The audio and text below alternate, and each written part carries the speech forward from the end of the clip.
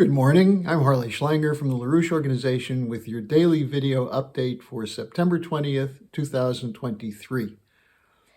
As I reported yesterday, the United Nations General Assembly opened there in New York City, and we could see very clearly the two contrasting directions in the present strategic conjuncture.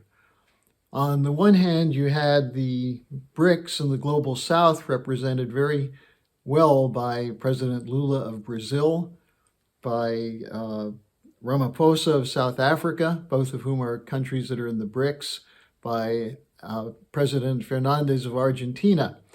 And what they spoke about was the need to end war and instead have investments in physical economic development of the nations of the Global South.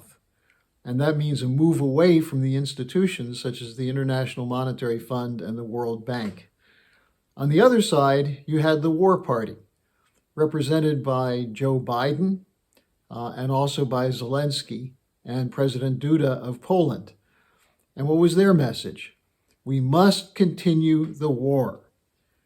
The defense of the present system is what was largely the theme of Joe Biden, assuming, as he does, that the present system, the unipolar order, is the basis for stability and peace. He presented the fantasy that he and others have been dreaming about recently, the so-called Partnership for Global Infrastructure and Investment, which is just a thinly disguised attempt to counter the effect of the Belt and Road Initiative without actually doing anything, without actually investing in real infrastructure. Biden said there's a $600 billion in funding that will be made available by 2027. But where's it going to come from?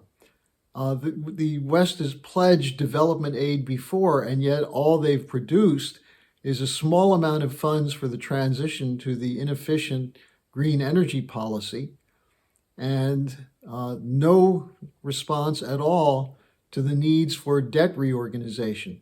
The IMF will make new loans, but this will just add to the existing debt. That's the debt trap. The IMF policy, which Biden supports, is the debt trap. So we also had Biden saying that Russia alone is responsible for the war in Ukraine, despite the fact that much of the world knows that the cause for this war is the decision by the West to dismantle Russia and to use Ukraine as a proxy, as a spear point at Russia's throat for NATO's encirclement of Russia.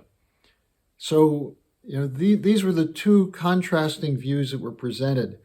Now, Zelensky, for his part, offered a robust condemnation of Russia, but he threw out a couple of completely bizarre comments. He said, Russia is depriving the world of food.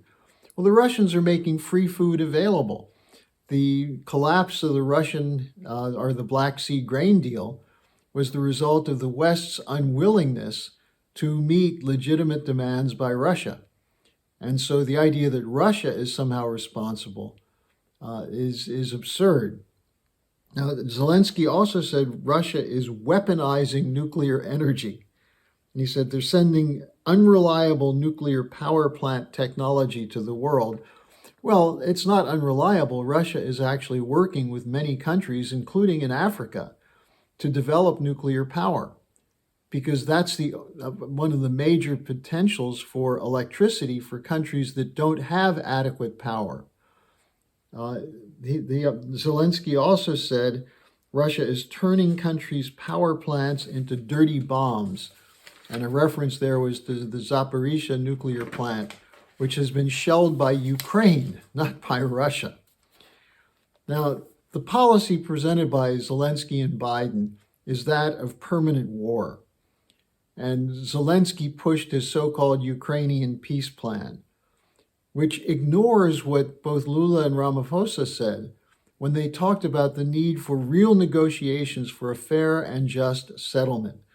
The Ukrainian peace plan is a return to this condition in which Ukraine is moving NATO forces to the border of Russia and is carrying out a genocide against ethnic Russians in the Donbass, the eastern Ukraine. This is not about negotiations. This is about continuing a war.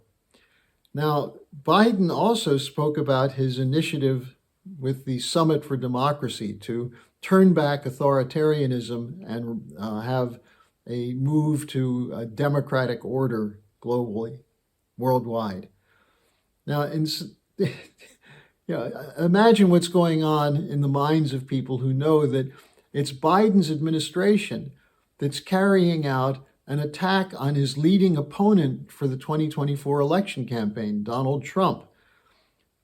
Yesterday, the special counsel, Jack Smith, who has two of the indictments against Trump, accused Trump of a campaign to, quote, undermine public confidence in the judicial system, and demanded a gag order against him so Trump could not speak about the cases that are coming up.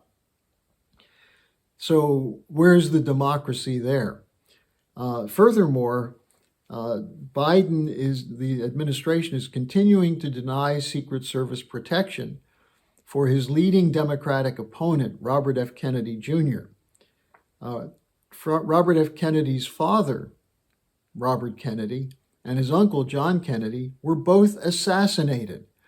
And a person was caught at his recent rally in Los Angeles with two loaded guns.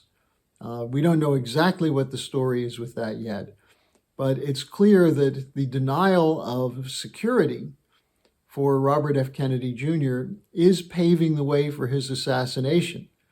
Meanwhile, Biden and the Democratic Party have announced that no matter how many votes he gets in New Hampshire or Iowa, he will not get any delegates. This is democracy.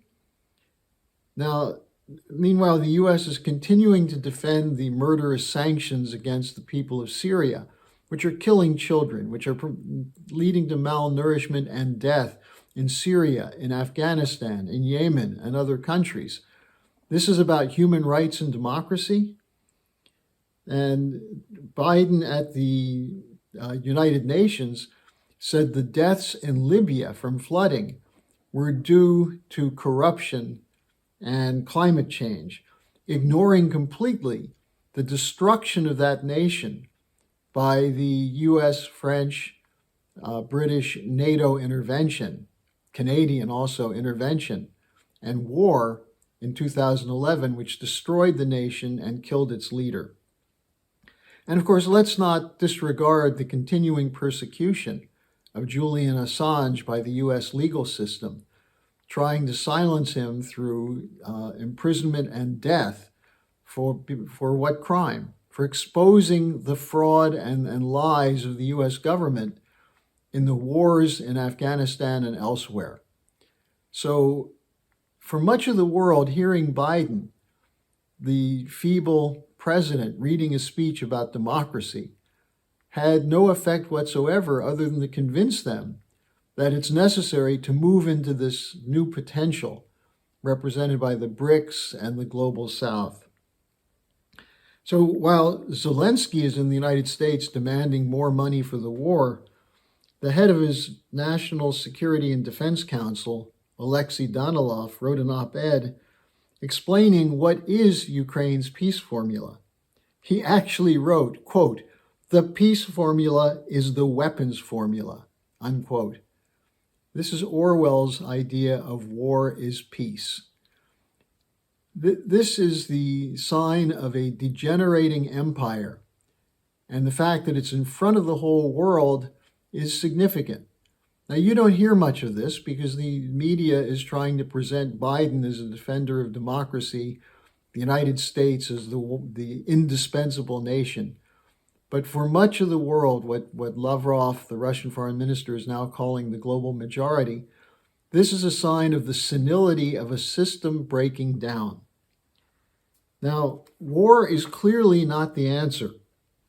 Tomorrow is International Peace Day, and there will be a choral deployment of the Schiller Institute and Humanity for Peace in the UN Plaza to sing, to bring the beauty of the human voice and the creativity of man through history, through a series of musical presentations as an alternative to the shrill calls for war as a basis for peace. I'm going to be talking with Helga Zepp-LaRouche today at 11 a.m. Eastern Time. You can hear it live. You can join the dialogue if you wish. If you can't make it, it will be archived later at the LaRoucheOrganization.com. Singing for peace or screeching for war? We have to make the determination which will be the direction of the nations of the global north. Thanks for joining me today. Share this video, and I'll see you again tomorrow. Hello, thanks for watching. Be sure to like, subscribe, and hit the notification bell so you don't miss any of our videos. Support our independence to produce videos like these. Become a member of the LaRouche Organization at thelarouche.org/member. By becoming a member for $25 or more, you'll get special access to the EIR Alert Daily Briefing and Weekly Magazine, which is what I read to stay on top of things.